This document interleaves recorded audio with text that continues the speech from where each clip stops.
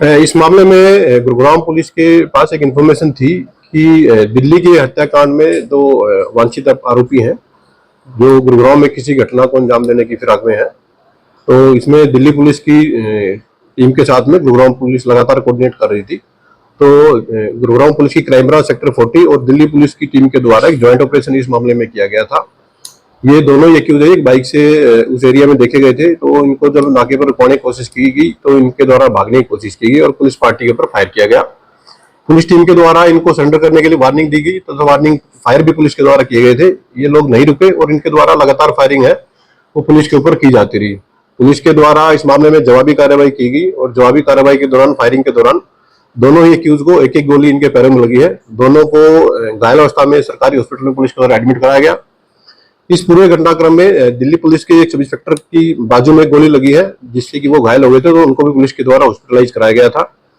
कुल मिलाकर के स्पॉट पर 13 राउंड इस मामले में फायर हुए थे, जिसमें से 6 राउंड है वो एक्यूज की तरफ से फायर किए गए, 7 राउंड है जिनमें से वार्निंग शॉट भी है और कुछ टारगेटेड शॉट्स भी है वो पुलिस के टीम के द्वारा फायर किए गए थे। मौका से पुलिस के द्वारा एक बाइक बरामद की गई है जो कि इन व्यक्तियों के द्वारा इनके पोजीशन में वो बाइक थी। ये जो बाइक है ये एक चोरी की बाइक है। ये दोनों एक्यूज दिल्ली नजफगढ़ में एक डबल मर्डर केस था, उसके एक विटनेस की इन लोगों के द्वारा हत्या की गई थी।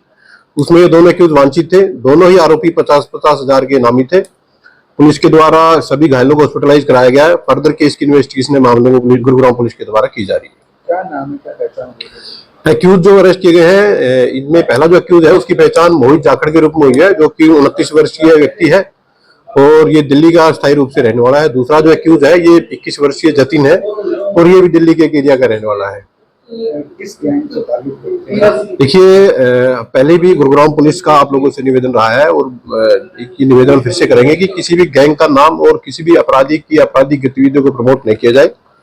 तो ये दोनों ही आरोपी हैं जो कि मुठभेड़ में घायल हुए हैं। दोनों को पुलिस के द्वारा ट्रीटमेंट के बाद अरेस्ट किया जाएगा। फॉर्मल अरेस्ट के बाद इनसे एक डीप इंटरोगेशन पुलिस के द्वारा की जाएगी और यदि किसी अन्य केस में भी इन्वॉल्वमेंट इनकी रही है तो उसके अकॉर्डिंग पुलिस अपनी फर्दर कार्रवाई मामले में जारी रखेगी। हत्या के अलावा कोई और भी क्राइम हिस्ट्री? अभी जो क्रिमिनल्स हैं इनका बैकग्राउंड है पुलिस के द्वारा चेक करवाया जा रहा है और बैकग्राउंड चेक के दौरान अगर कोई अन्य केस भी इनके खिलाफ मिलेगा और यदि किसी अन्य केस में वांछित है तो उसको भी पुलिस एड ऑन करके फर्दर इस मामले में कार्रवाई पूरी करेगी। Thank you.